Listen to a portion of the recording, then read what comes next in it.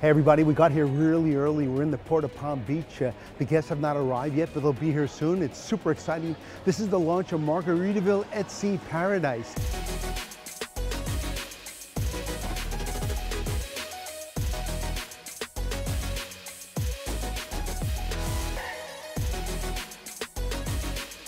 I have checked in, I am confirmed.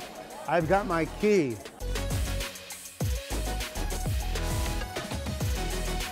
We just arrived on board. We are here in the atrium, and it's absolutely stunning.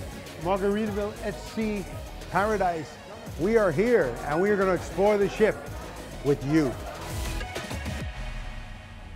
You know, Margaritaville at Sea Paradise sails from the port of Palm Beach. Let me recommend this for several reasons. Number one, the proximity to the Palm Beach airport, probably 15-20 minutes, and you're right here at the seaport. Number two, just beyond us, Palm Beach. So after your cruise, you can stay in Palm Beach and enjoy the hotels and everything that Palm Beach has to offer. This is a great opportunity. Take the cruise, enjoy Palm Beach, head to Miami afterwards, but the proximity here is absolutely perfect.